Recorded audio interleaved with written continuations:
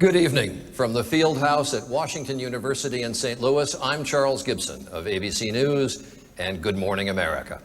I welcome you to the second of the 2004 presidential debates between President George W. Bush, the Republican nominee, and Senator John Kerry, the Democratic nominee. The debates are sponsored by the Commission on Presidential Debates. Tonight's format is going to be a bit different. We have assembled a town hall meeting. We're in the show me state, as everyone knows Missouri to be, so Missouri residents will ask the questions. These 140 citizens were identified by the Gallup organization as not yet committed in this election. Now, earlier today, each audience member gave me two questions on cards like this. One they'd like to ask of the president, the other they'd like to ask the senator. I have selected the questions to be asked and the order. No one has seen the final list of questions but me, certainly not the candidates. No audience member knows if he or she will be called upon. Audience microphones will be turned off after a question is asked. Audience members will address their question to a specific candidate. He'll have 2 minutes to answer. The other candidate will have 1.5 minutes for rebuttal, and I have the option of extending discussion for 1 minute to be divided equally between the two men. All subjects are open for discussion. And you probably know the light system by now. Green light at 30 seconds, yellow at 15, red at 5, and flashing red means you're done. Those are the candidates' rules. I will hold the candidates to the time limits forcefully, but politely, I hope. And now, please join me in welcoming with great respect President Bush and Senator Kerry.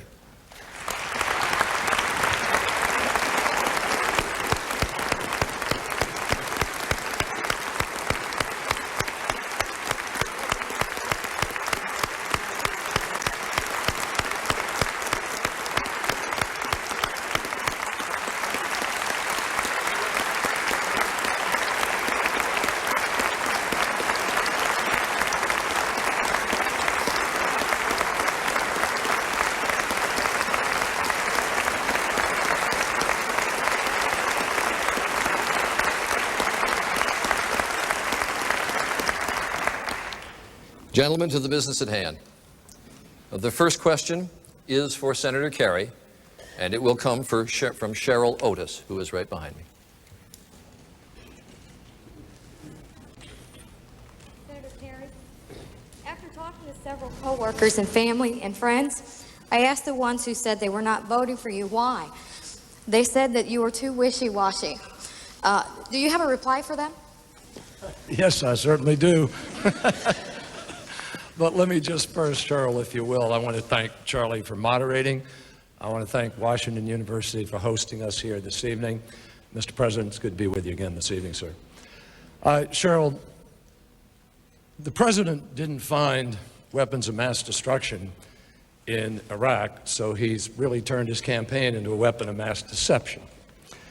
And the result is that you've been bombarded with advertisements suggesting that I've changed a position on this or that or the other. Now, the three things they try to say I've changed position on are the Patriot Act. I haven't. I support it. I just don't like the way John Ashcroft has applied it. And we're going to change a few things. The chairman of the Republican Party thinks we ought to change a few things. No Child Left Behind Act. I voted for it. I support it. I support the goals. But the president has underfunded it by $28 billion. Right here in St. Louis, you've laid off 350 teachers. You're 150 I think it's a little more, about $100 million shy of what you ought to be under the No Child Left Behind Act to help your education system here. So I complain about that. I've argued that we should fully fund it. The president says I've changed my mind. I haven't changed my mind. I'm going to fully fund it. So these are the differences. Now, the president has presided over the economy where we've lost 1.6 million jobs. First president in 72 years to lose jobs. I have a plan to put people back to work. That's not wishy-washy. I'm going to close the loopholes that actually encourage companies to go overseas. President wants to keep them open. I think I'm right. I think he's wrong. I'm going to give you a tax cut. The president gave the top 1% of income earners in America got $89 billion last year, more than the 80% of people who earn $100,000 or less all put together. I think that's wrong. That's not wishy-washy, and that's what I'm fighting for, you. Mr. President, minute and a half. Charlie, thank you, and thank our panelists. Senator, thank you. And thanks Washington you as well. I can see why people at your workplace think he changes positions a lot, because he does. He said he voted for the $87 billion and voted against it right before he voted for it. That sends a confusing signal to people. He said he thought Saddam Hussein was a grave threat, now said it was a mistake to remove Saddam Hussein from power. Now, I can see why people think that he changes position quite often, because he does. You know, for a while, he was a strong supporter of getting rid of Saddam Hussein. He saw the wisdom until the Democrat primary came along. And Howard Dean, the anti-war candidate, began to gain on him. And he changed positions. I don't see how you can lead this country in a time of war, in a time of uncertainty, if you change your mind because of politics. He just brought up the tax cut. You remember we increased that child credit by $1,000, reduced the marriage penalty, created a 10% tax bracket for the lower income Americans. That's right at the middle class. He voted against it, and yet he tells you he's for a middle class tax cut. You've got to be consistent when you're the president. There's a lot of pressures, and you've got to be firm and consistent. Thanks, sir. Mr. President, I would follow up, but we have a series of questions on Iraq, and so I will turn to the next questioner. The question for President Bush, and the questioner is Robin Dahl. Can you get a microphone, Robin? I'm sorry. Mr. President, yesterday in a statement you admitted that Iraq did not have weapons of mass destruction, but justified the invasion by stating, I quote, "He retained the knowledge, the materials, the means, and the intent to produce weapons of mass destruction, and could have passed this knowledge to our terrorist enemies." Do you sincerely believe this to be a reasonable justification for invasion when this statement applies to so many other countries, including North Korea? Each situation is different, Robin. And obviously, we hope that diplomacy works before you ever use force. The hardest decision a president makes is ever to use force. After 9/11, we had to look at the world differently. After 9/11, we had to recognize that when we saw a threat, we must take it seriously before it comes to hurt us. In the old days, we'd see a threat, and we could deal with it if we felt like it or not. But 9/11 changed it all. I vowed to our countrymen that I would do everything I could to protect the American people. That's why we're bringing al-Qaeda to justice. 75% of them have been brought to justice. That's why I said to Afghanistan, if you harbor a terrorist, you're just as guilty as a terrorist. And the Taliban is no longer in power, and al-Qaeda no longer has a place to plan. And I saw a unique threat in Saddam Hussein, as did my opponent, because we thought he had weapons of mass destruction. And the unique threat was that he could give weapons of mass destruction to an organization like al-Qaeda, and the harm they inflicted on us with airplanes would be multiplied greatly by weapons of mass destruction. And that was a serious, serious threat. So I tried diplomacy, went to the United Nations, but as we learned in the same report I quoted, Saddam Hussein was gaming the oil for food program to get rid of sanctions. He was trying to get rid of sanctions for a reason. He wanted to restart his weapons programs. We all thought there was weapons there, Robin. My opponent thought there was weapons there. That's why he called him a grave threat. I wasn't happy when we found out there wasn't weapons, and we've got an intelligence group together to figure out why. But Saddam Hussein was a unique threat, and the world is better off without him in power. And my opponent's plans lead me to conclude that Saddam Hussein would still be in power, and the world would be more dangerous. Thanks, sir. Senator Kerry, a minute and a half. Robin, I'm going to answer your question. I'm also going to respond to what you asked, Cheryl, at the same time. The world is more dangerous today. The world is more dangerous today because the president didn't make the right judgments. Now, the president wishes that I had changed my mind. He wants you to believe that, because he can't come here and tell you that he's created new jobs for America. He's lost jobs. He can't come here and tell you that he's created health care for Americans, because we got 5 million Americans have lost their health care. 96,000 of them right here in Missouri. He can't come here and tell you that he's left No Child Behind because he didn't fund No Child Left Behind. So what does he do? He's trying to attack me. He wants you to believe that I can't be president.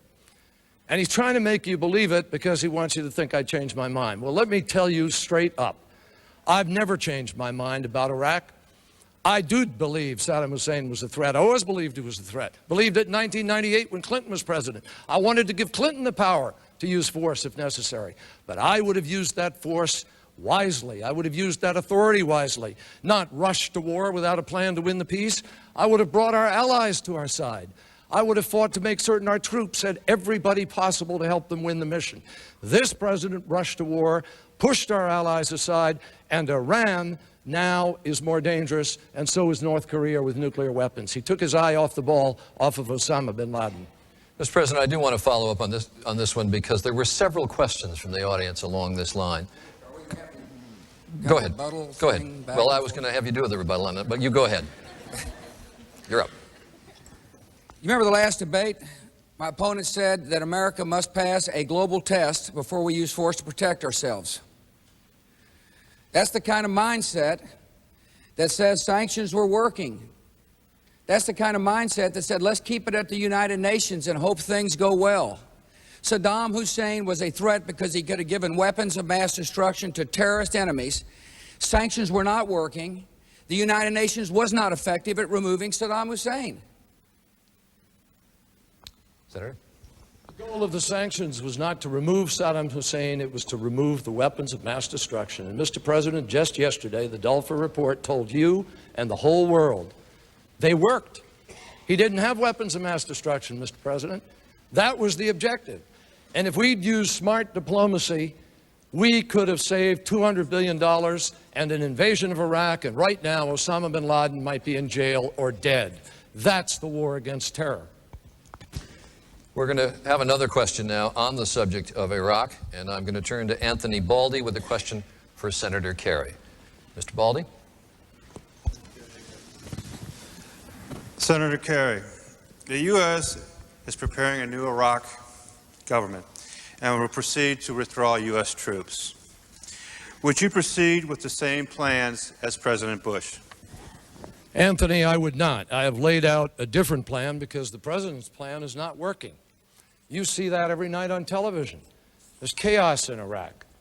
King Abdullah of Jordan said just yesterday or the day before, you can't hold elections in Iraq with the chaos that's going on today. Senator Richard Lugar, the Republican chairman of the Foreign Relations Committee, said that the handling of the reconstruction aid in Iraq by this administration has been incompetent. Those are the Republican chairman's words.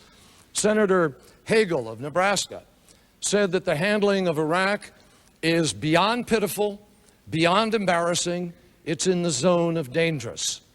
Those are the words of two Republicans, respected, both on the Foreign Relations Committee. Now, I have to tell you, I would do something different. I would reach out to our allies in a way that this president hasn't. He pushed them away time and again, pushed them away at the UN, pushed them away individually.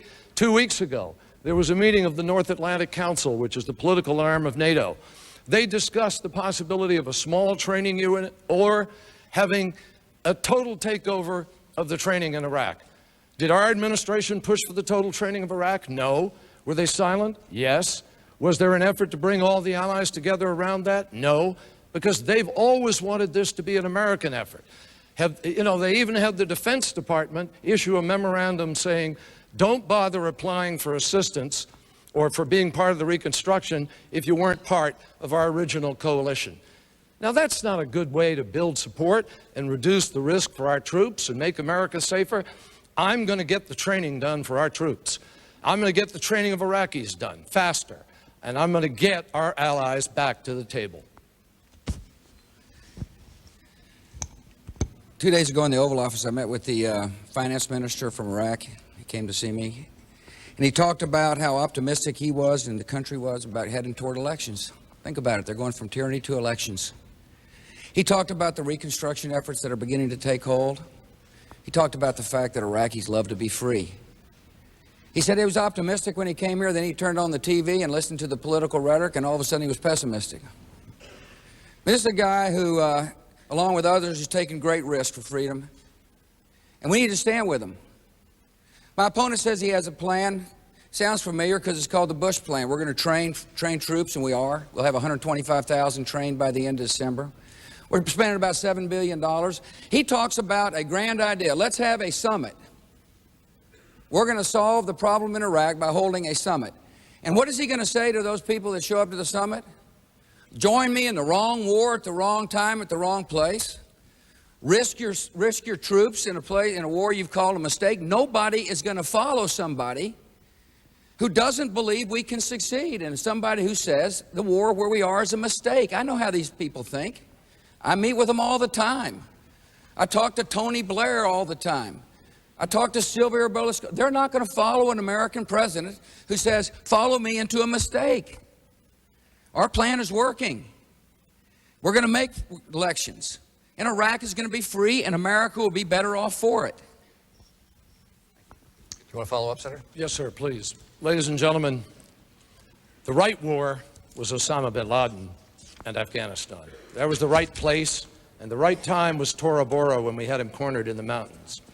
Now, everyone in the world knows that there were no weapons of mass destruction. That was the reason Congress gave him the authority to use force, not after excuse to get rid of the regime. Now we have to succeed. I've always said that. I have been consistent. Yes, we have to succeed, and I have a better plan to help us do it. First of all, we didn't find out he didn't have weapons till we got there, and my opponent thought he had weapons and told everybody he thought he had weapons. And secondly, it's a fundamental misunderstanding to say that the war on terror is only Osama bin Laden. The war on terror is to make sure that these terrorist organizations do not end up with weapons of mass destruction. That's what the war on terror is about. Of course we're going to find Osama bin Laden. We've already got 75% of his people, and we're on the hunt for him. But this is a global conflict that requires firm resolve. The next question is for President Bush, and it comes from Nikki Washington. Thank you. Mr. President, my mother and sister traveled abroad this summer, and when they got back, they talked to us about how shocked they were at the intensity of aggravation that other countries had with how we handled the Iraq situation. Diplomacy is obviously something that we have to really work on. What is your plan to repair relations with other countries given the current situation? No, I appreciate that. Listen, we've got a great country. I love our values. And I recognize I've made some decisions that have caused people to not understand the great values of our country. I remember when Ronald Reagan was the president. He stood on principle. Some might have called that stubborn. He stood on principle standing up to the Soviet Union. And we won that conflict, yet at the same time, we were very unpopular in Europe because of the decisions he made. I recognize that taking Saddam Hussein out was unpopular. But I made the decision because I thought it was in the right interest of our security. You know, I made some decisions on Israel. That's unpopular. I wouldn't deal with Arafat because I felt like he had let the former president down, and I don't think he's the kind of person that can lead toward a Palestinian state. And people in Europe didn't like that decision. And that was unpopular, but it was the right thing to do. I believe Palestinians ought to have a state, but I know they need leadership that's committed to democracy and freedom. Leadership that would be willing to reject terrorism. I made a decision not to join the International Criminal Court in The Hague, which is where our troops can be brought in front of a judge, an unaccounted judge. I don't think we ought to join that. That was unpopular. And so what I'm telling you is that sometimes in this world you make unpopular decisions because you think they're right. We'll continue to reach out. Listen, there's 30 nations involved in Iraq, some 40 nations involved in Afghanistan. People love America. Sometimes they don't like the decisions made by America. But I don't think you want a president who tries to become popular and does the wrong thing. You don't want to join the International Criminal Court just because it's popular in certain capitals in Europe. Senator Kerry, minute and a half. Nikki, that's a question that's been raised by a lot of people around the country. Let me address it, but also talk about the weapons the president just talked about. Because every part of the president's answer just now promises you more of the same over the next 4 years. The president stood right here in this hall 4 years ago, and he was asked a question by somebody just like you, under what circumstances would you send people to war?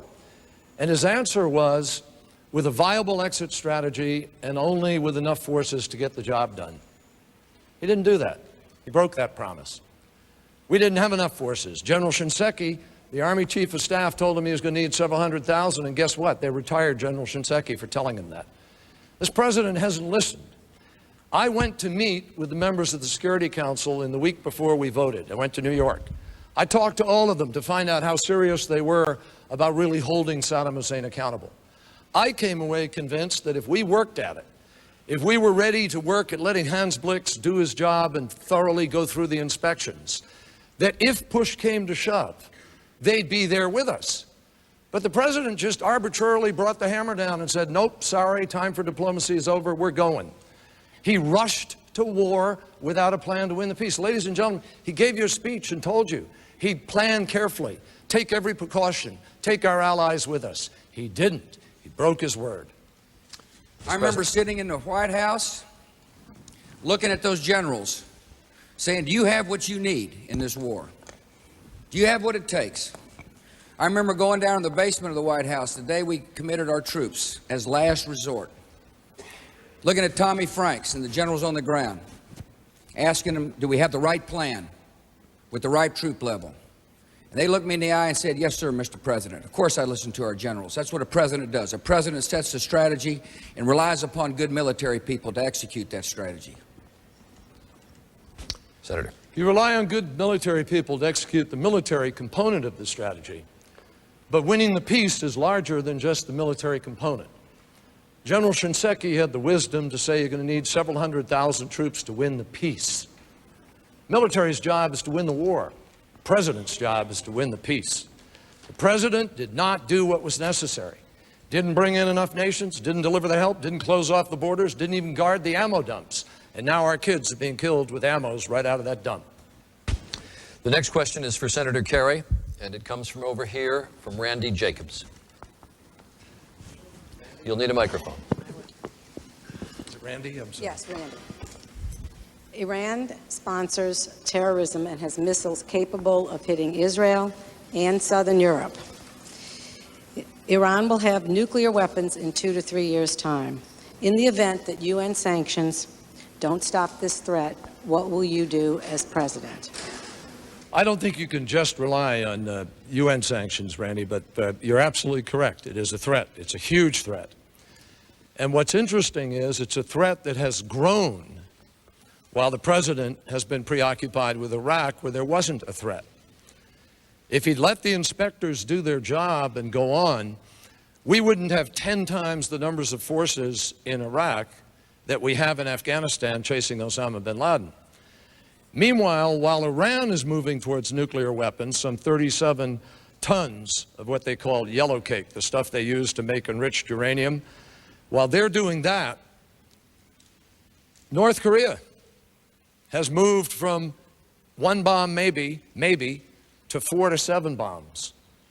For 2 years, the president didn't even engage with North Korea, did nothing at all, while it was growing more dangerous, despite the warnings of people like former Secretary of Defense William Perry, who negotiated getting television cameras and inspectors into that reactor. We were safer before President Bush came to office. Now they have the bombs and we're less safe. So what do? We've got to join with the British and the French, with the Germans who've been involved in their initiative. We've got to lead the world now to crack down on proliferation as a whole. But the president's been slow to do that even in Russia. At his pace, it's going to take 13 years to reduce and get a hold of all the loose nuclear material in the former Soviet Union. I've proposed a plan that can capture it and contain it and clean it within 4 years. And the president is moving to the creation of our own bunker-busting nuclear weapon. It's very hard to get other countries to give up their weapons when you're busy developing a new one. I'm going to lead the world in the greatest counterproliferation effort, and if we have to get tough with Iran, believe me, we will get tough. Mr. President, minute and a half. That answer almost made me want to scowl. He keeps talking about let the inspectors do their job. It's naive and dangerous to say that. That's what the Dulfer report showed. He was deceiving the inspectors. Secondly, of course we've been involved with Iran. I fully understand the threat. And that's why we're doing what he suggested we do. Get the Brits, the Germans, and the French to go make it very clear to the Iranians that if they expect to be a party to the world, to give up their nuclear ambitions. We've been doing that. Let me talk about North Korea. It is naive and dangerous to take a policy that he suggested the other day, which is to have bilateral relations with North Korea. Remember, he's the person who's accusing me of, not acting multilaterally. He now wants to take the 6-party talks we have, China, North Korea, South Korea, Russia, Japan, and the United States, and undermine them by having bilateral talks. That's what President Clinton did. He had bilateral talks with the North Korean, and guess what happened? He didn't honor the agreement. He was enriching uranium. That is a bad policy. Of course we're paying attention to these. It's a great question about Iran. That's why in my speech to the Congress I said there's an axis of evil, Iraq, Iran, and North Korea, and we're paying attention to it. And we're making progress. We're going to move on, Mr. President, with a question for you, and it comes from Daniel Farley. Mr. Farley? Mr. President, since we continue to police the world, how do you intend to maintain our military presence without reinstituting a draft? Yeah, it's a great question. Thanks. I hear there's rumors on the internets that we're going to have a draft. We're not going to have a draft, period. The all-volunteer Army works. It works particularly when we pay our troops well. It works when we make sure they've got housing, like we have done in the last military budgets. An all-volunteer Army is best suited to fight the new wars of the 21st century, which is to be specialized and to find these people as they hide around the world. We don't need mass armies anymore. One of the things we've done is we've taken we're beginning to transform our military. And by that I mean we're moving troops out of Korea and replacing them with more effective weapons. We don't need as much manpower on the Korean Peninsula to keep a deterrent. In Europe, we have massed troops as if the Soviet Union existed and was going to invade into Europe. But those days are over with. And so we're moving troops out of Europe and replacing it with more effective equipment. So to answer your question is, we're withdrawing, not from the world, we're drawing manpower. So they can be stationed here in America, so there's less rotation, so life is easier on their families, and therefore more likely to be, will be more likely to be able to keep people in the all-volunteer Army. One of the most important things we're doing in this administration is transformation. There's some really interesting technologies. For example, we're flying unmanned vehicles that can send real-time messages back to stations in the United States. That saves manpower and it saves equipment. It also means that we can target things easier and move more quickly, which means we need to be lighter and quicker and more facile and highly trained. Now, forget all this talk about a draft. We're not going to have a draft so long as I'm the president. Senator Kerry, minute and a half. Daniel, I don't support a draft, but let me tell you where the president's policies have put us. The president, and this is one of the reasons why I'm very proud in this race to have the support of General John Shalikashvili, former chairman of the Joint Chiefs of Staff, Admiral William Crowe, former chairman of the Joint Chiefs of Staff, General Tony McPeak, who ran the air war for the president's father, did a brilliant job supporting me, General Wes Clark, who won the war in Kosovo, supporting me. Because they all, and General Baca, who was the head of the National Guard, supporting me. Why? Because they understand that our military is overextended under the Vice President. Our Guard and reserves have been turned into almost active duty. You got people doing 2 and 3 rotations. You've got stop-loss policies, so people can't get out when they were supposed to. You've got a backdoor draft right now. And a lot of our military are underpaid. These are families that get hurt. It hurts the middle class. It hurts communities because these are our first responders, and they're called up and they're over there, not over here. Now, I'm going to add 40,000 active duty forces to the military, and I'm going to make people feel good about being safe in our military and not overextended, because I'm going to run a foreign policy that actually does what President Reagan did and President Eisenhower did and others. We're going to build alliances. We're not going to go unilaterally. We're not going to go alone like this president did. Mr. President, let's extend for a minute. Let me Let's just get to one that point. issue I of- got to answer this. Well, I mean, exactly, and with reservists being held on duty. let with me some answer soldiers- this, what he just said about Well, I going wanted to get alone. into the issue You of the tell backward Tony draft. Blair we're going alone. Tell Tony Blair we're going alone. Tell Silvio Berlusconi we're going alone. Tell Alexander Kwasniewski of Poland we're going alone. Got 30 countries there. It denigrates an alliance to say we're going alone, to discount their sacrifices. You cannot lead an alliance if you say, you know, you're going alone. And people listen. They're sacrificing with us. Senator? Mr. President, countries are leaving the coalition, not joining. 8 countries have left it. If Missouri, just given the number of people from Missouri are in the military over there today, were a country, it would be the 3rd largest country in the coalition, behind Great Britain and the United States. That's not a grand coalition. 90% of the casualties are American. 90% of the costs are coming out of your pockets. I could do a better job. My plan does a better job. And that's why I'll be a better commander-in-chief. The next question, Senator Kerry, is for you, and it comes from Ann Bronsing, who I believe is over in this area.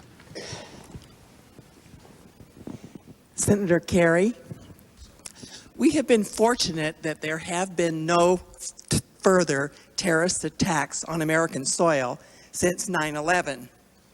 Why do you think this is? And if elected, what will you do to assure our safety? Thank you very much, Ann. I've asked in my security briefings why that is, and I can't go into all the answers, et cetera, but let me say this to you. This president and his administration have told you and all of us, it's not a question of when, it's a question of, not a question of if, it's a question of when. We've been told that. The when, I can't tell you.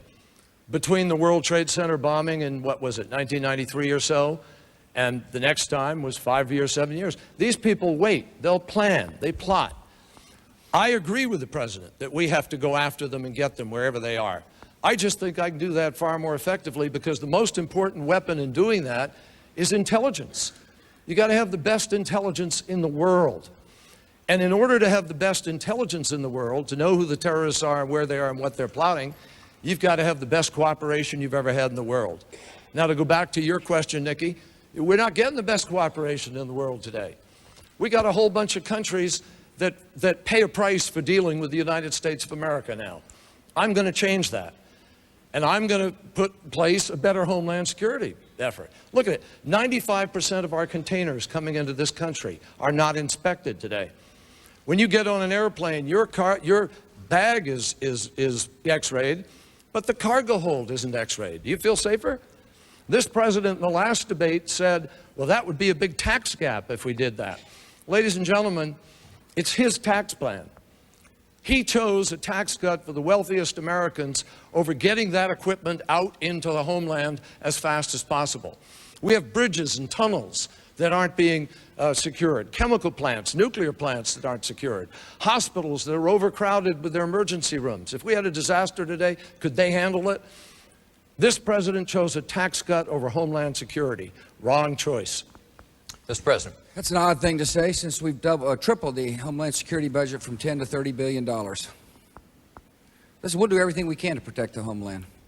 My opponent's right. We need good intelligence.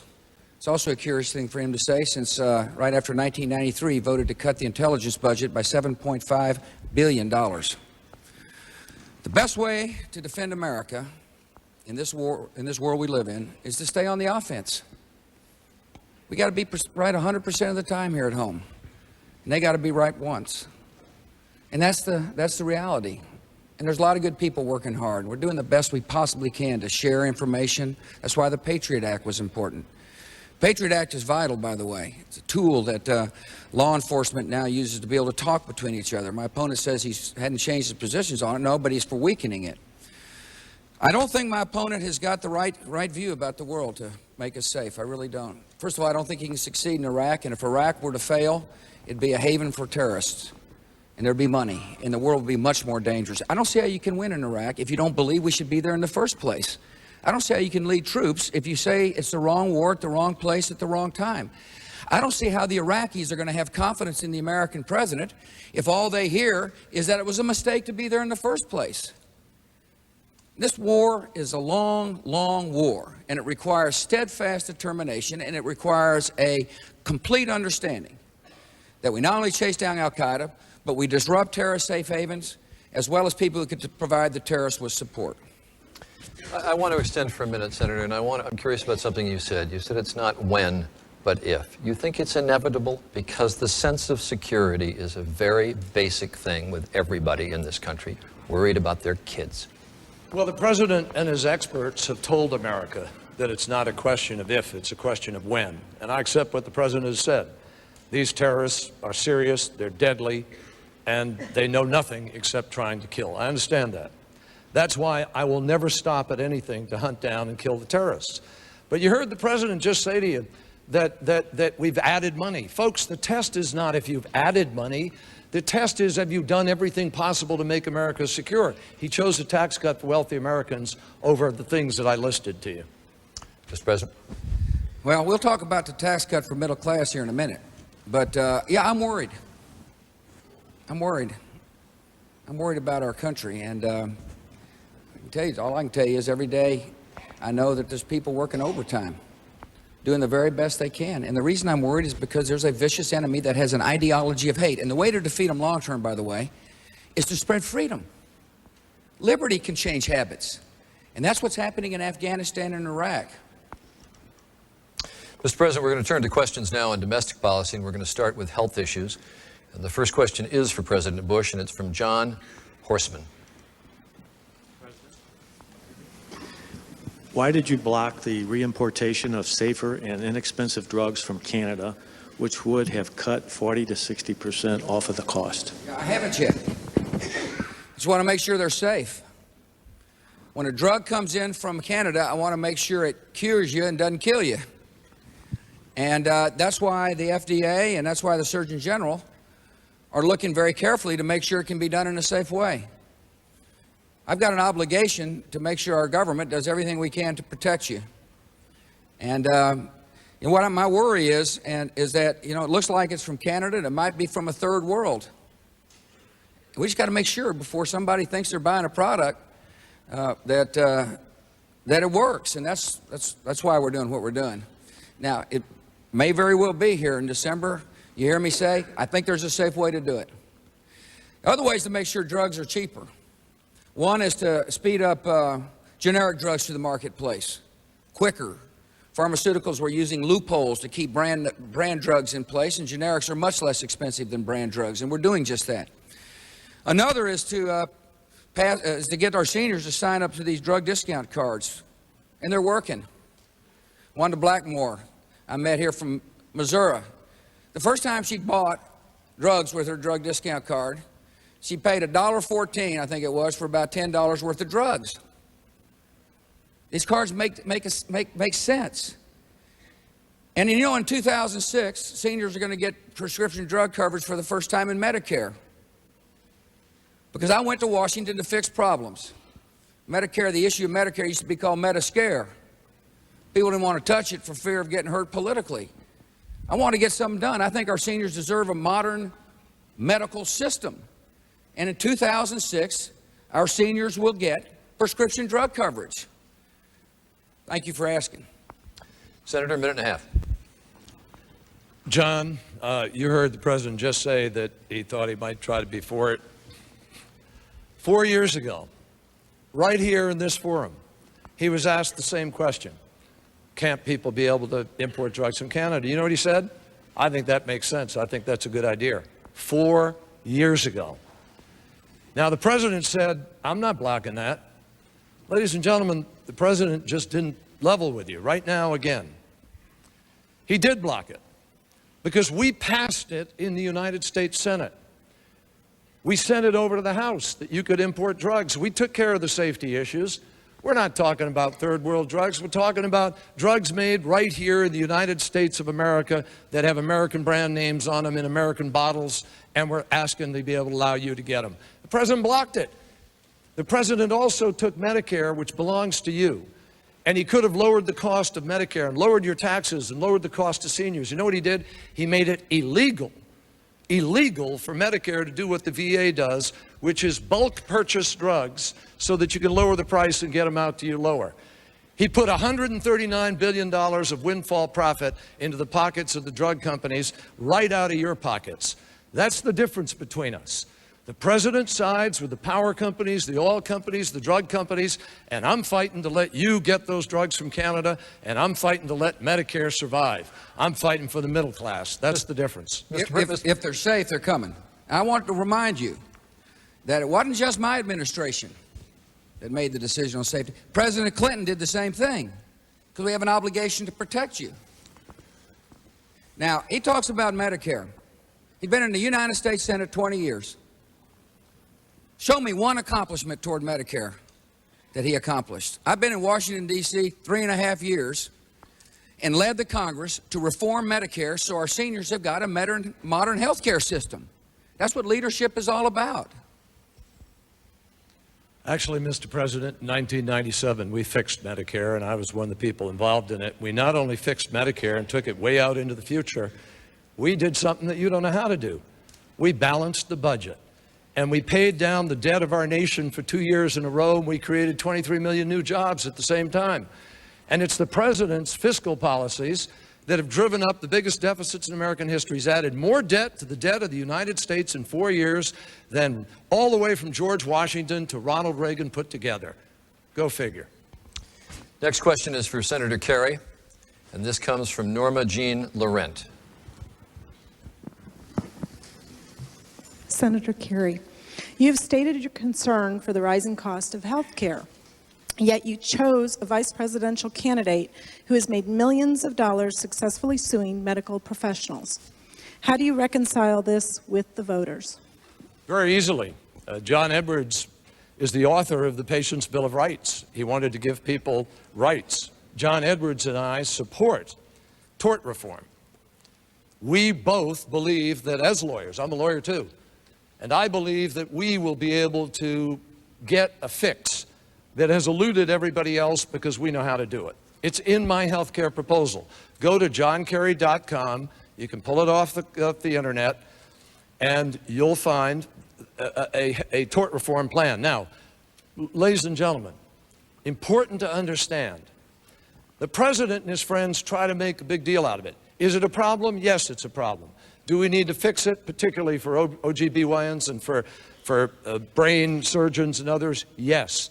But it's less than 1% of the total cost of health care. Your premiums are going up. You've gone up in Missouri about $3,500.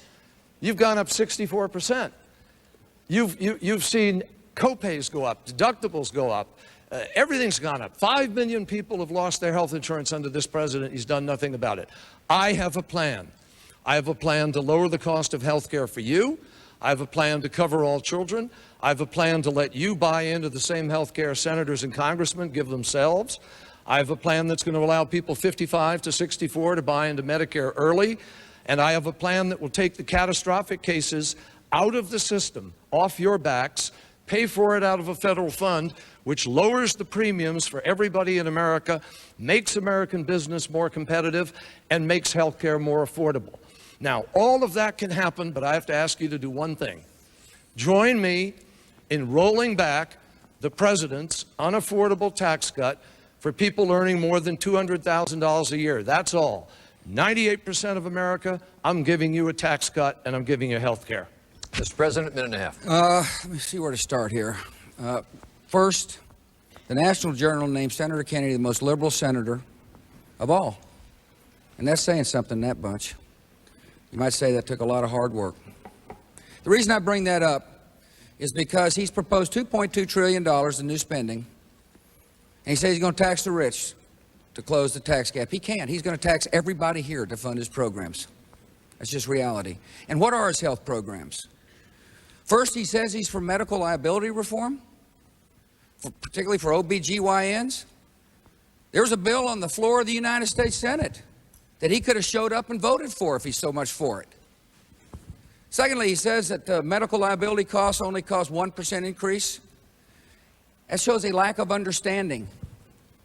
Doctors practice defensive medicine because of all the frivolous lawsuits that cost our government $28 billion a year.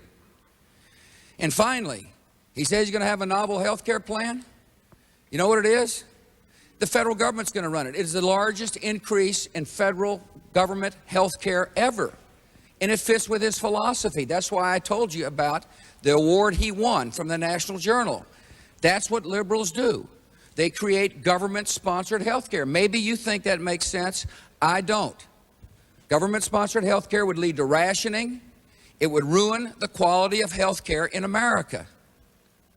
Senator Kerry, we got several questions along this line, and I'm just curious if you'd go further on what you talked about with tort reform. Would you be favoring capping awards on pain and suffering? Would you limit attorneys' fees? Yes. To follow up on this for a minute. Yeah, I 30 think seconds. we should look at the punitive, and we should have some limitations. But look, what's really important, Charlie, is the president's just trying to scare everybody here with throwing labels around. I mean, compassionate conservative, what does that mean? Cutting 500,000 kids from after-school programs? Cutting 365,000 kids from health care? Running up the biggest deficits in American history? Mr. President, you're batting 0 for 2. I mean, seriously. Labels don't mean anything. What means something is, do you have a plan? And I want to talk about my plan some more. I hope we can. We'll get to that in just a minute. 30 You're right. seconds. What does matter is the plan. He said he is for, you're now for capping punitive damages? That's odd. You should have shown up on the floor in the Senate and voted for it then. Medical liability issues are a problem, a significant problem. He's been in the United States Senate for 20 years, and he hadn't addressed it. We passed it out of the House of Representatives. Guess where it's stuck? It's stuck in the Senate because the trial lawyers won't act on it, and he's put a trial lawyer on the ticket. The next question is for President Bush, and it comes from Matthew O'Brien. Mr. President, you have enjoyed a Republican majority in the House and Senate for most of your presidency. In that time, you've not vetoed a single spending bill. Excluding $120 billion spent in Iraq and Afghanistan, there has been $700 billion spent and not paid for by taxes. Please explain how the spending you have approved and not paid for is better for the American people than the spending proposed by your opponent. Right. Thank you for that. We have a deficit. We have a deficit because this country went into a recession. You might remember the stock market started to decline dramatically 6 months before I came to office, and then the bubble of the 1990s popped. And that cost us revenue. That cost us revenue. Secondly, we're at war. And I'm going to spend what it takes to win the war. More than just $120 billion for Iraq and Afghanistan. We got to pay our troops more. We have. We've increased money for ammunition and weapons and pay and homeland security. I just told this lady over here we went from $10 billion to $30 billion to protect the homeland. I think we have an obligation to spend that kind of money. And plus, we cut taxes for everybody. Everybody got tax relief so as to get out of the recession. I think if you raise taxes during a recession, you head to depression. I come from the school of thought that says when people have more money in their pocket during tough economic times, it increases demand or investment. Small businesses begin to grow, and jobs are added. We found out today that over the past 13 months, we've added 1.9 million new jobs in the last 13 months. I proposed a plan, detailed budget, that shows us cutting the deficit in half by 5 years. And you're right, I haven't vetoed any spending bills because we work together. Non-homeland, non-defense discretionary spending was rising at 15% a year when I got into office. And today it's less than 1% because we're working together to try to bring this deficit under control. Like you, I'm concerned about the deficit. But I am not going to shortchange our troops in harm's way. And I'm not going to run up taxes which will cost this economy jobs. Thank you for your Senator question. Kerry, minute and a half. Let me begin by saying that my health care plan is not what the president described. It is not a government takeover. You have choice. Choose your doctor, choose your plan. The government has nothing to do with it. In fact, it doesn't ask you to do anything. If you don't want to take it, you don't have to. If you like your high premiums, you keep them. That's the way we leave it.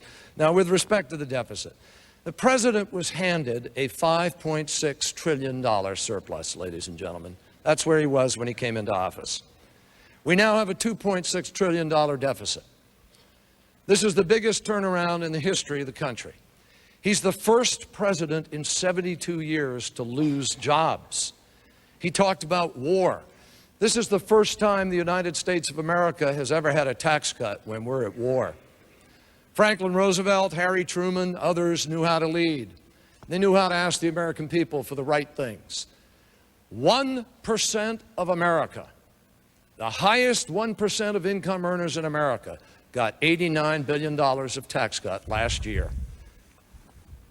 1% of America got more than the 80% of America that earned from $100,000 down. The president thinks it's more important to fight for that top 1% than to fight for fiscal responsibility and to fight for you. I want to put money in your pocket. I have a proposal for a tax cut for all people earning less than the $200,000. The only people affected by my plan are the top income earners of America. I heard you both say, I have heard you both say during the campaign, I just heard you say it, that you're going to cut the deficit by a half in 4 years. But I didn't hear one thing in the last 3.5 minutes that would indicate how either one of you do that. Well, look at the budget. One is make sure Congress doesn't overspend. But let me talk back about where we've been. The stock market was declining 6 months prior to my arrival. It was the largest stock market correction, one of the largest in history, which foretold a recession. Because we cut taxes on everybody. Remember, we ran up the child credit by 1,000, we reduced the marriage penalty, we created the 10% bracket. Everybody who pays taxes got relief. The recession was one of the shortest in our nation's history. Senator Kerry, 30 seconds. After 9/11, after the recession had ended, the president asked for another tax cut and promised 5.6 million jobs would be created. He lost 1.6 million, ladies and gentlemen. And most of that tax cut went to the wealthiest people in the country. He came and asked for a tax cut. We wanted a tax cut to kick the economy into gear. You know what he presented us with? A $25 billion giveaway to the biggest corporations in America, including a $254 million refund check to Enron. Wrong priorities. You're my priority. Senator Kerry, the next question will be for you, and it comes from James Varner, who I believe is in this section. Mr. Varner, need a microphone. Thank you. Senator Kerry, would you be willing to look directly into the camera and, using simple and unequivocal language, give the American people your solemn pledge not to sign any legislation that will increase the tax burden on families earning less than $200,000 a year during your first term? Absolutely. Yes. Right into the camera. Yes. I am not going to raise taxes. I have a tax cut, and here's my tax cut. I raised the child care credit by $1,000 for families to help them be able to take care of their kids. I have a $4,000 tuition tax credit that goes to parents and kids, if they're earning for themselves, to be able to pay for college. And I lower the cost of health care in the way that I described to you. Every part of my program, I've shown how I'm going to pay for it. And I've gotten good people, like former Secretary of the Treasury Bob Rubin, for instance, who showed how to balance budgets and give you a good economy, to help me crunch these numbers and make them work. I've even scaled back some of my favorite programs already, like the child care program I wanted to fund and the National Service Program, because the president's deficit keeps growing, and I've said as a pledge, I'm going to cut the deficit in half in 4 years. Now, I'm going to restore what we did in the 1990s, ladies and gentlemen. Pay as you go. We're going to do it like you do it. The president broke the pay-as-you-go rule. Somebody here asked the question about why haven't you vetoed something? It's a good question. If you care about it, why don't you veto it? I think John McCain called the energy bill the no lobbyists left behind bill. I mean, you got to stand up and fight somewhere, folks. I'm pledging I will not raise taxes. I'm giving a tax cut to the people earning less than $200,000 a year. Now, for the people earning more than $200,000 a year, you're going to see a rollback to the level we were at with Bill Clinton, when people made a lot of money. And looking around here at this group here, I suspect there are only 3 people here who are going to be affected: the president, me, and Charlie, I'm sorry, you too. Mr. President, 90 It's just seconds. not credible. When he talks about being fiscally conservative, it's just not credible. If you look at his record in the Senate, he voted to break the spending, the spending caps, over 200 times. And here he says he's going to be a fiscal conservative all of a sudden. It's just not credible. You cannot believe it. And of course he's going to raise your taxes. You see, he's proposed $2.2 trillion of new spending. And so they said, well, how are you going to pay for it? He said, well, he's going to raise the taxes on the rich. That's what he said, the top 2 brackets. That raises, he says $800 billion, we say $600 billion. We got battling green eye shades. Somewhere in between those numbers. And so there's a difference. What he's promised and what he can raise. Now, either he's going to break all these wonderful promises he's told you about, or he's going to raise taxes. And I suspect, given his record, he's going to raise taxes. Is my time up yet? No, you can keep going. Keep going, good. You're on a He looked at me like my clock was up. I think that the way to grow this economy is to keep taxes low, is to have an energy plan, is to have litigation reform. As I told you, we just got a report that said over the past 13 months we created 1.9 million new jobs. We're growing. And so the fundamental question in this campaign is who's going to keep the economy growing so people can work? That's the fundamental question. I'm going to come back one more time to how these numbers add up and how you can cut that deficit in half in 4 years, given what you've both said. Well, first of all, the president's figures of $2.2 trillion just aren't accurate. Those are the fuzzy math figures put together by some group that works for the campaign. That's not the number. Number 2, John McCain and I have a proposal jointly for a commission that closes corporate giveaway loopholes. We got $40 billion going to Bermuda. We got all kinds of giveaways. We ought to be shutting those down. And third, credible. Ladies and gentlemen, in 1985, I was one of the first Democrats to move to balance the budget. I voted for the balanced budget in 93 and 97. We did it. We did it. And I was there. I'm sorry, 30 seconds, Mr. President. Yeah, I mean, he's got a record. He's been there for 20 years. You can run, but you can't hide. He voted 98 times to raise taxes. I mean, these aren't make-up figures, and so people are going to have to look at the record. Look at the record of the man running for the president.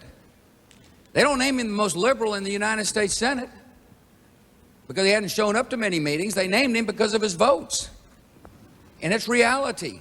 It's just not credible to say he's going to keep taxes down and balance budgets. Mr. President, the next question is for you, and it comes from James Hubb over here. Mr. President, how would you rate yourself as an environmentalist? What specifically has your administration done to improve the condition of our nation's air and water supply? Off-road diesel engines, we have reached an agreement to reduce pollution from off-road diesel engines by 90%. I've got a plan to increase the wetlands by 3 million. We've got an aggressive brownfield program to refurbish inner-city sore spots to useful pieces of property. I propose to the United States Congress a Clear Skies initiative to reduce sulfur dioxide, nitrogen oxide, and mercury by 70%. I was fought for a very strong title in the Farm Bill for the Conservation Reserve Program to set aside millions of acres of land to help improve wildlife and the habitat. We proposed and passed a Healthy Forest Bill, which was essential to working with, particularly in western states, to make sure that our forests were protected. What happens in those forests, because of lousy federal policy, is they grow to be, they're not harvested, they're not taken care of, and as a result, they're like tinder boxes. And over the last summers, I've flown over there, and so this is a reasonable policy to protect old stands of trees and at the same time make sure our forests aren't vulnerable to the forest fires that have destroyed acres after acres in the West. We got a good common sense policy. Now, I'm going to tell you what I really think is going to happen over time is technology is going to change the way we live for the good for the environment. That's why I proposed a hydrogen automobile, hydrogen-generated automobile. We're spending $1 billion to come up with the technologies to do that. That's why I'm a big proponent of clean coal technology, to make sure we can use coal, but in a clean way. I guess you'd say I'm a good steward of the land. The quality of the air is cleaner since I've been the president. Fewer water complaints since I've been the president. More land being restored since I've been the president. Thank you for your question. Senator Kerry, a minute and a half. Boy, to listen to that, the president, I don't think, is living in a world of reality with respect to the environment. Now, if you're a Red Sox fan, that's okay, but if you're a president, it's not. Let me just say to you, number one, don't throw the labels around. Labels don't mean anything. I supported welfare reform. I led the fight to put 100,000 cops on the streets of America. I've been for faith-based initiatives helping to intervene in the lives of young children for years. I was broke with my party in 1985, one of the first 3 Democrats to fight for a balanced budget when it was heresy. Labels don't fit, ladies and gentlemen. Now, when it comes to the issue of the environment, this is one of the worst administrations in modern history. The Clear Skies bill that he just talked about, it's one of those Orwellian names you pull out of the sky, slap it onto something like No Child Left Behind, but you leave millions of children behind. Here they're leaving the skies and the environment behind. If they just left the Clean Air Act all alone the way it is today, no change, the air would be cleaner than it is if you passed the Cleaner Skies Act. We're going backwards. In fact, his environmental enforcement chief air quality person at the EPA resigned in protest over what they're doing to what are called the new source performance standards for air quality. They're going backwards on the definition for wetlands. They're going backwards on the water quality.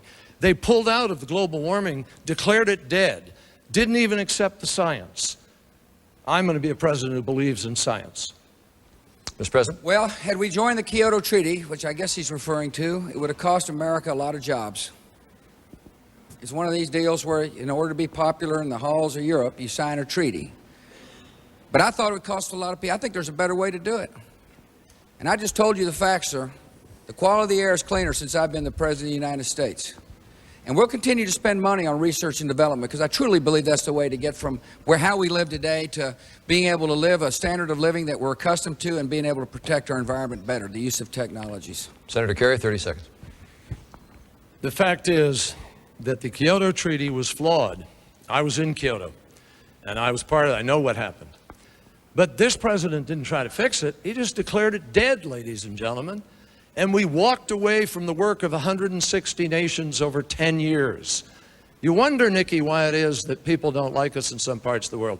You just say, hey, we don't agree with you. Goodbye. The president's done nothing to try to fix it. I will.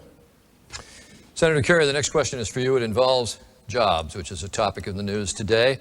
And for the question, we're going to turn to Jane Barrow. Senator Kerry, how can the U.S. be competitive in manufacturing, given the wage necessary and comfortably accepted for American workers to maintain the standard of living that they expect? Jane, there are a lot of ways to be competitive, and unfortunately, again, I regret this administration has not seized them and embraced them. Let me give you an example. There's a tax loophole right now. If you're a company in St. Louis working, trying to make jobs here, there's actually an incentive for you to go away. You get more money. You can keep more of your taxes by going abroad. I'm going to shut that loophole, and I'm going to give the tax benefit to the companies that stay here in America to help make them more competitive. Secondly, we're going to create a manufacturing jobs credit and a new jobs credit for people to be able to help hire and be more competitive here in America. Third, what's really hurting American business more than anything else is the cost of health care. Now, you didn't hear any plan from the president because he doesn't have a plan to lower the cost of health care. 5 million Americans have lost their health care. 620,000 Missourians have no health care at all. 96,000 Missourians have lost their health care under President Bush. I have a plan to cover those folks. And it's a plan that lowers costs for everybody, covers all children, And the way I pay for it, I'm not fiscally irresponsible, is I roll back the tax cut that this president so fiercely wants to defend, the one for him and me and Charlie. I think you ought to get the break. I want to lower your cost of health care. I want to fully fund education. No child left behind, special needs education. And that's how we're going to be more competitive, by making sure our kids are graduating from school and college. China and India are graduating more graduates in technology and science than we are. We've got to create the products of the future. That's why I have a plan for energy independence within 10 years. And we're going to put our laboratories and our colleges and universities to work. And we're going to get the great entrepreneurial spirit of this country, and we're going to free ourselves from this dependency on Mideast oil. That's how you create jobs and become competitive. Mr. President, minute and a half. Let me start with how to control the cost of health care, medical liability reform, for starters, which he's opposed. Secondly, allow small businesses to pool together so they can share risk and buy insurance at the same discounts big businesses get to do. Thirdly, spread what's called health savings accounts. It's good for small businesses, good for owners. You own your own account. You can save tax-free. You get a catastrophic plan to help you own it. This is different from saying, okay, let me incent you to go on the government. He's talking about his plan to keep jobs here. You know, he calls it an outsourcing, to stop outsourcing. Robert Rubin looked at his plan and said it won't work. The best way to keep jobs here in America is, one, have an energy plan. I proposed one to the Congress 2 years ago, encourages conservation, encourages technology to explore for environmentally friendly ways for coal and use coal and gas. It encourages the use of renewables like ethanol and biodiesel. It's stuck in the Senate. He and his running mate didn't show up to vote when they could have got it going in the Senate. Less regulations if we want jobs here. Legal reform if we want jobs here. And we've got to keep taxes low. Now, he says he's only going to tax the rich. You realize 900,000 small businesses will be taxed under his plan, because most small businesses are subchapter S corps or limited partnerships, and they pay tax at the individual income tax level. And so when you're running up the taxes like that, you're taxing job creators, and that's not how you keep jobs here. Senator, I want to extend for a minute. You talk about tax credits to stop outsourcing, but when you have IBM documents that I saw recently where you can hire a programmer for $12 in China, $56 an hour here, tax credits won't cut it in that area. You can't stop all outsourcing, Charlie. I've never promised that. I'm not going to, because that would be pandering. You can't. But what you can do is create a fair playing field, and that's what I'm talking about. But let me just address what the President just said. Ladies and gentlemen, that's just not true what he said. The Wall Street Journal said 96% of small businesses are not affected at all by my plan. And you know why he gets that count? The President got $84 from a timber company that he owns, and he's counted as a small business. Dick Cheney's counted as a small business. That's how they do things. That's just not right. I own a timber company? That's news to me.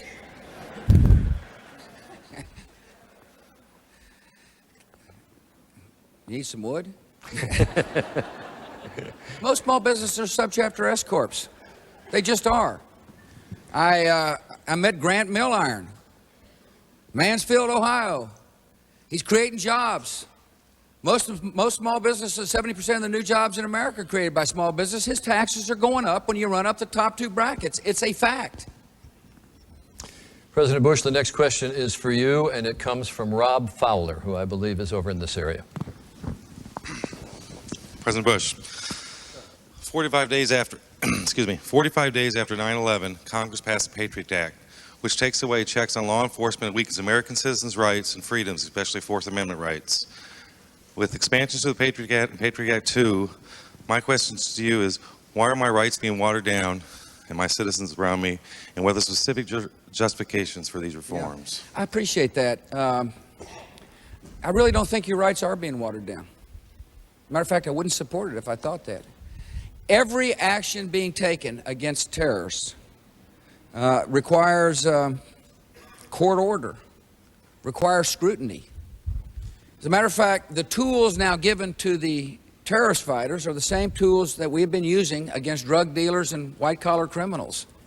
So I really don't think so. I hope you don't think that. I mean, because I think whoever's the president must guard your liberties, must not erode your rights in America. The Patriot Act is necessary, for example, because parts of the FBI couldn't talk to each other.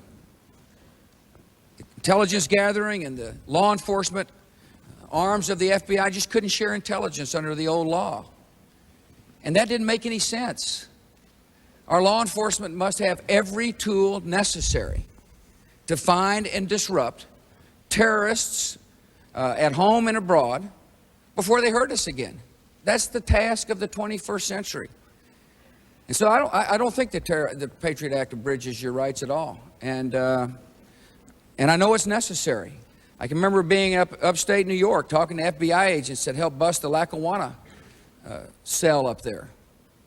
And they told me they could not have performed their duty, the duty we all expect of them, if they did not have the ability to communicate with each other under the Patriot Act. Senator Kerry, minute and a half. Former Governor Roscoe, as chairman of the Republican Party, said he thought that the Patriot Act has to be changed and fixed. Congressman Jim Sensenbrenner, he's the chairman of the House Judiciary Committee, has said over his dead body before it gets renewed without being thoroughly rechecked. Whole bunch of folks in America are concerned about the way the Patriot Act has been applied. In fact, the Inspector General of the Justice Department found that John Ashcroft had twice applied it in ways that were inappropriate. People's rights have been abused. I met a man who spent 8 months in prison, wasn't even allowed to call his lawyer, wasn't allowed to get out. Finally, Senator Dick Durbin of Illinois intervened and was able to get him out. This is in our country, folks, the United States of America. They've got sneak and peek searches that are allowed. They've got people allowed to go into churches now and political meetings without any showing of potential criminal activity or otherwise. Now, I voted for the Patriot Act. 99 United States senators voted for it. And the president's been very busy running around the country using what I just described to you as a reason to say, I'm wishy-washy, that I'm a flip-flopper.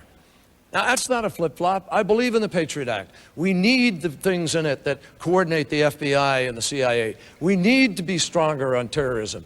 But you know what we also need to do as Americans is never let the terrorists change the Constitution of the United States in a way that disadvantages our rights. Senator Kerry, the next question is for you, and it comes from Elizabeth Long.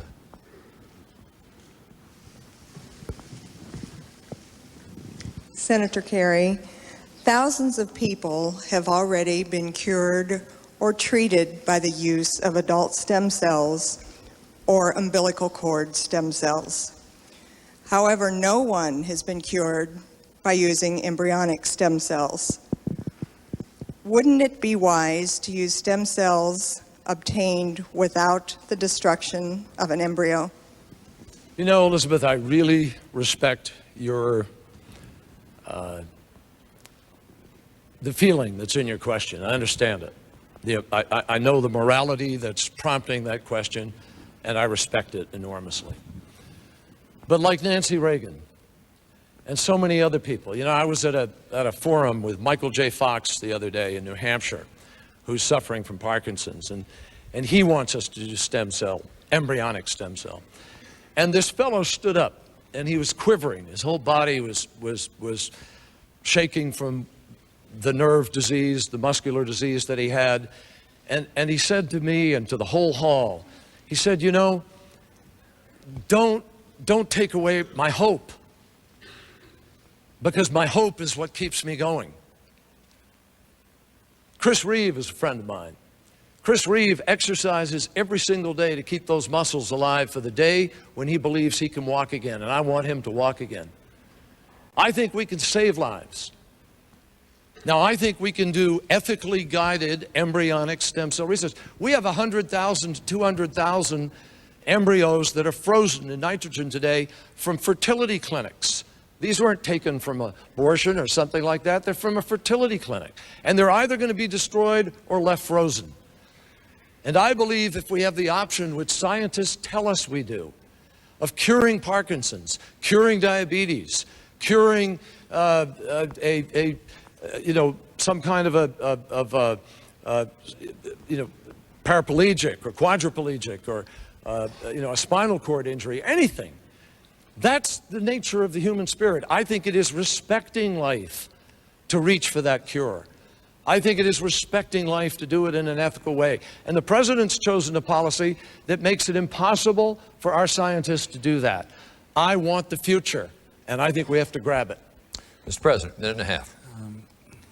Embryonic stem cell research requires the destruction of life to create a stem cell. I'm the first president ever to allow funding, federal funding, for embryonic stem cell research.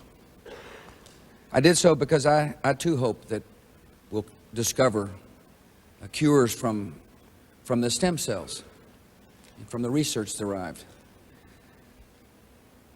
But I think we got to be very careful in balancing the ethics and the science.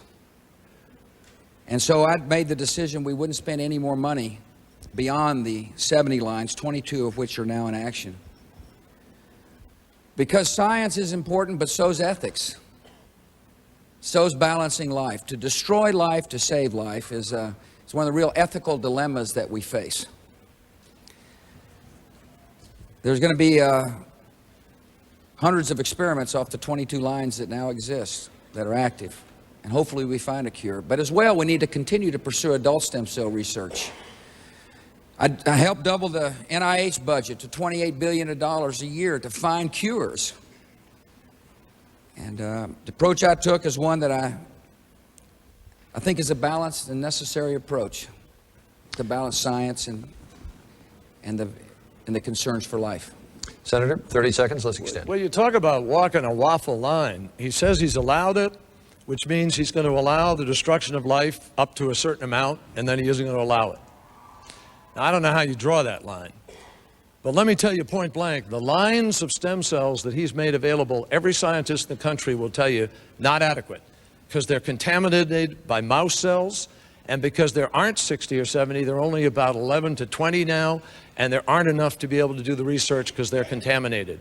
We've got to open up the possibilities of this research, and when I am president, I'm going to do it, Senator, because we have to. Yeah. Mr. President. Let me make sure you understand my decision. Those stem cell lines already existed. The embryo had already been destroyed prior to my decision. I had to make the decision, do we destroy more life? Do we continue to destroy life? I made the decision to balance science and ethics. Mr. President, the next question is for you, and it comes from Jonathan Michelson. Over here. Mr. President, if there were a vacancy in the Supreme Court and you had the opportunity to fill that position today, who would you choose and why? I'm not telling. I really haven't picked anybody yet. Plus, I want them all voting for me. I would pick somebody who would not allow their personal opinion to get in the way of the law. I would pick somebody who would strictly interpret the Constitution of the United States. Let me give you a couple of examples, I guess, of the kind of person I wouldn't pick. I wouldn't pick a judge who said that the Pledge of Allegiance couldn't be said in a school because it had the words "under God" in it. I think that's an example of a judge allowing personal opinion to enter into the decision-making process as opposed to strict interpretation of the Constitution. Another example would be the Dred Scott case, which is where judges years ago said that the Constitution allowed slavery because of personal property rights. That's personal opinion. That's not what the Constitution says. The Constitution of the United States says we're all, it doesn't say that. It doesn't speak to the equality of America. And so I would pick people that would be strict constructionists. We got plenty of lawmakers in Washington, D.C. Legislators make law. Judges interpret the Constitution. And I suspect one of us will have a pick at the end of next 4 years. And that's the kind of judge I'm going to put on there. No litmus test except for how they interpret the Constitution. Thank you. Senator Kerry? Minute and a half. Thank you, Charlie. A few years ago, when he came to office, the president said, these are his words, "What we need are some good conservative judges on the courts." And he said also that his two favorite justices are Justice Scalia and Justice Thomas. So you get a pretty good sense of where he's heading if he were to appoint somebody. Now, here's what I believe. I don't believe we need a good conservative judge, and I don't believe we need a good liberal judge.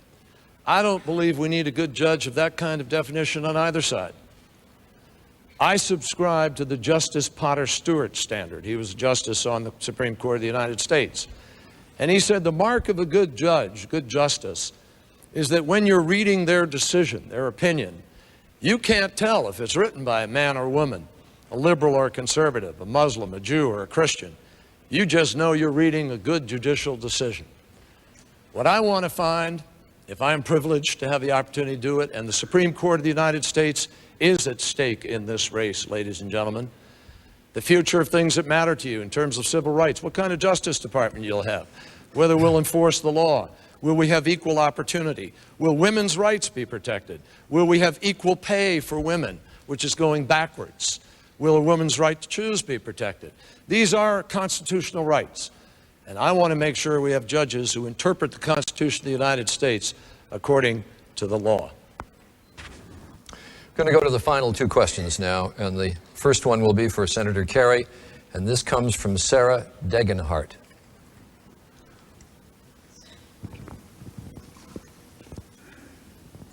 Senator Kerry, suppose you were speaking with a voter who believed abortion is murder, and the voter asked for reassurance that his or her tax dollars would not go to support abortion.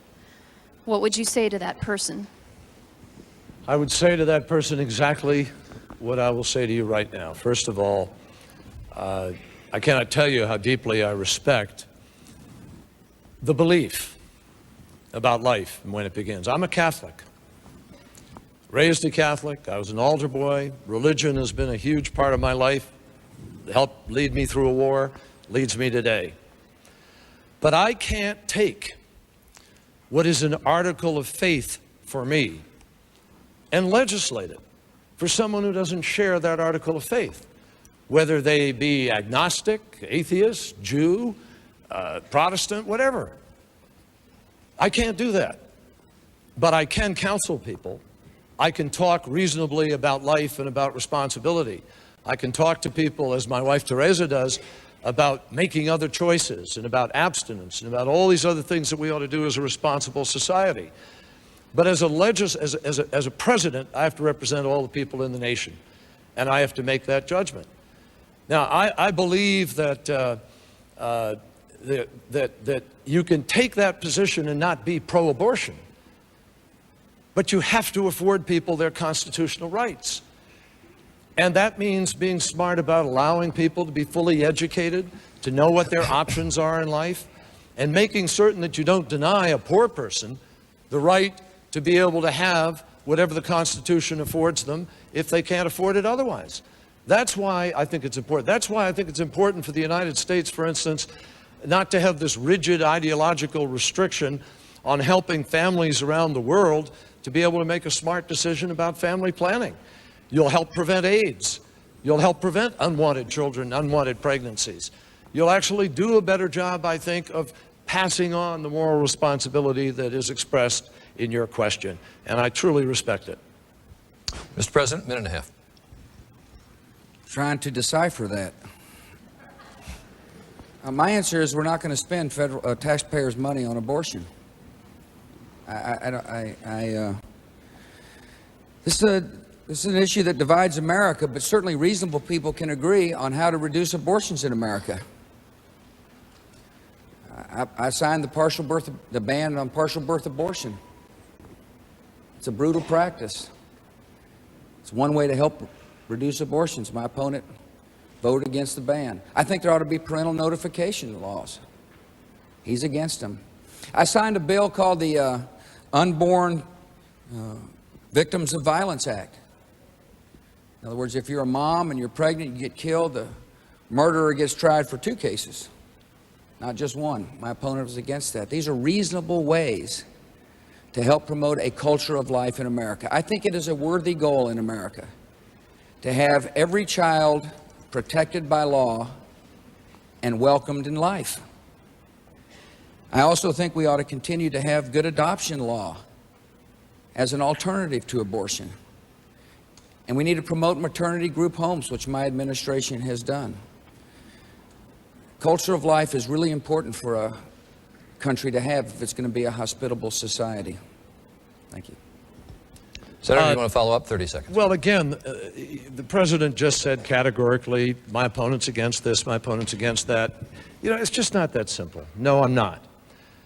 I'm against the partial birth abortion, but you've got to have an exception for the life of the mother and the health of the mother under the strictest test of bodily injury to the mother.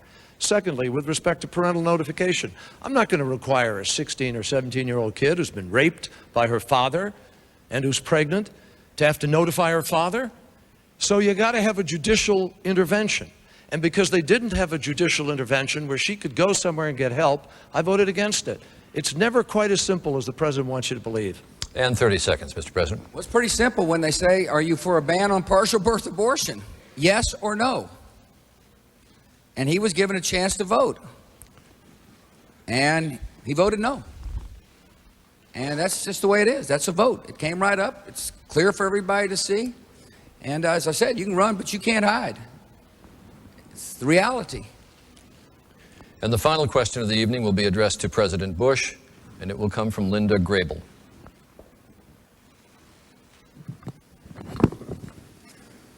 Linda Grable's over here. Put a head fake on us. I got faked out myself. President Bush, during the last 4 years, you have made thousands of decisions that have affected millions of lives. Please give 3 instances in which you came to realize you had made a wrong decision and what you did to correct it. Thank you. I have made a lot of decisions, and some of them little, like appointments to boards you've never heard of, and some of them big. And in a war, there's a lot of tactical decisions that historians will look back and say,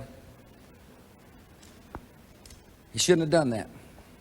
Shouldn't have made that decision. And I'll take responsibility for it. I'm human. But on the big questions about whether or not we should have gone into Afghanistan, the big question about whether we should have removed somebody in Iraq, I'll stand by those decisions because I think they're right. It's really when they ask about the mistakes, that's what they're talking about. They're trying to say, did you make a mistake going into Iraq? And the answer is absolutely not. It was the right decision. The Dulfer report confirmed that decision today.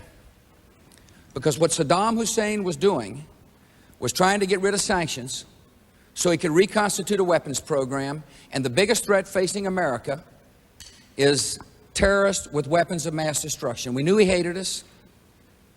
We knew he'd been invaded other countries. We knew he tortured his own people.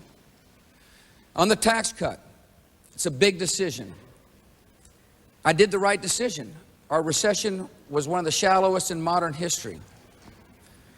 Now, you asked what mistakes. I made some mistakes in appointing people, but I'm not going to name them. I don't want to hurt their feelings on national TV. But history will look back, and I'm fully prepared to accept any mistakes that history judges to my administration. Because the president makes the decisions, the president has to take the responsibility. Senator Kerry, a minute and a half. I believe the president made a huge mistake, a catastrophic mistake, not to live up to his own standard, which was build a true global coalition, give the inspectors time to finish their job and go through the UN process to its end, and go to war as a last resort. I ask each of you just to look into your hearts, look into your guts. Gut check time. Was this really going to war as a last resort? The president rushed our nation to war without a plan to win the peace. And simple things weren't done. That's why Senator Lugar says incompetent in the delivery of services. That's why Senator Hagel, Republican, says, you know, beyond pitiful, beyond embarrassing, in the zone of dangerous. We didn't guard 850,000 tons of ammo. That ammo is now being used against our kids. 10,000 out of 12,000 Humvees aren't armored. I've visited some of those kids with no limbs today because they didn't have the armor on those vehicles. They didn't have the right body armor. I've met parents who've, on the internet, gotten the armor to send their kids. There's no bigger judgment for a president of the United States than how you take a nation to war. And you can't say, because Saddam might have done it 10 years from now, that's a reason. That's an excuse. Mr. President. Complains about the fact our troops don't have adequate equipment, yet he voted against the $87 billion supplemental I sent to the Congress and then issued one of the most amazing quotes in political history. I actually did vote for the $87 billion before I voted against it. Saddam Hussein was a risk to our country, ma'am. And he was a risk that, and this is where we just have a difference of opinion. The truth of the matter is, if you listen carefully, Saddam would still be in power if he were the President of the United States, and the world would be a lot better off. And Senator Kerry, 30 seconds. Not necessarily be in power, but here's what I'll say about the $87 billion. I made a mistake in the way I talk about it. He made a mistake in invading Iraq, which is a worse decision. Now, I voted the way I voted because I saw that he had the policy wrong, and I wanted accountability. I didn't want to give a slush fund to Halliburton. I also thought the wealthiest people in America ought to pay for it, ladies and gentlemen. He wants your kids to pay for it. I wanted us to pay for it since we're at war. I don't think that's a bad decision. That's going to conclude the questioning. We're going to go now to closing statements, 2 minutes from each candidate. And the first closing statement goes to Senator Kerry. I believe that was the agreement. Go ahead. Actually, you want to go first? Either way. Thank you. Charlie, thank you, and thank you all. Thank you, all of you, for taking part. Thanks for your questions tonight, very, very much. Obviously, the President and I both have very strong convictions. I respect him for that. But we have a very different view about how to make America stronger and safer. I will never cede the authority of our country or our security to any other nation. I'll never give a veto over American security to any other entity, not a nation, not a country, not an institution. But I know, as I think you do, that our country is strongest when we lead the world, when we lead strong alliances. And that's the way Eisenhower and Reagan and Kennedy and others did it. We are not doing that today. We need to. I have a plan that will help us go out and kill and find the terrorists, and I will not stop in our effort to hunt down and kill the terrorists. But I also have a better plan how we're going to deal with Iraq, training the Iraqi forces more rapidly, getting our allies back to the table with a fresh start, with new credibility, with a president whose judgment the rest of the world trusts. In addition to that, I believe we have a crisis here at home, a crisis of the middle class that is increasingly squeezed. Healthcare costs going up. I have a plan to provide health care to all Americans. I have a plan to provide for our schools so we keep the standards, but we help our teachers teach and elevate our schools by funding No Child Left Behind. I have a plan to protect the environment so that we leave this place in better shape to our children than we were handed it by our parents. That's the test. I believe America's best days are ahead of us. I'm an optimist, but we have to make the right choices to be fiscally responsible and to create the new jobs of the future. We can do this, and I ask you for the privilege of leading our nation to be stronger at home and respected again in the world. Thank you. Senator, and a closing statement from President Bush. Charlie, thanks. Thank you all very much. It's been enjoyable. The great contest for the presidency is about the future. Who can lead? Who can get things done? We've been through a lot together as a country. Been through a recession, corporate scandals, war. And yet think about where we are. We had 1.9 million new jobs over the past 13 months. The farm income in America is high. Small businesses are flourishing. Home ownership rate is at an all-time high in America. We're on the move. Tonight I had a chance to discuss with you what to do to keep this economy going. Keep the taxes low. Don't increase the scope of the federal government.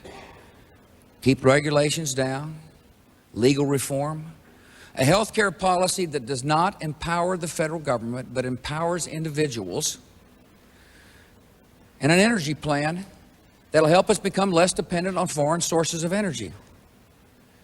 And abroad, we're at war, and it requires a president who is steadfast and strong and determined. I vowed to the American people after that fateful day of September the 11th that we would not rest nor tire until we're safe. The 9/11 Commission put out a report that said America is safer, but not yet safe. There's more work to be done. We'll stay on the hunt on al-Qaeda. We'll deny sanctuary to these terrorists. We'll make sure they do not end up with weapons of mass destruction. It's the great nexus, the great threat to our country, is that these haters end up with weapons of mass destruction. But our long-term security depends on our deep faith in liberty, and we'll continue to promote freedom around the world. Freedom is on the march. Tomorrow, Afghanistan will be voting for a president. In Iraqi, we'll be having free elections, and a free society will make this world more peaceful. God bless. Mr. President, Senator Kerry. That concludes tonight's debate.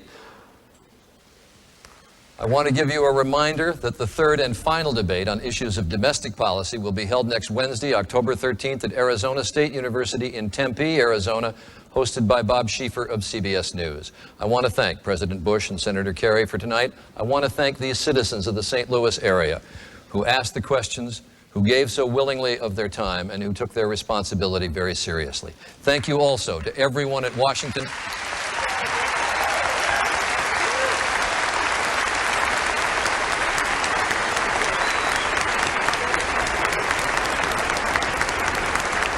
I want to thank everyone at Washington University in St. Louis for being such gracious hosts. I'm Charles Gibson from ABC News from St. Louis. Good night.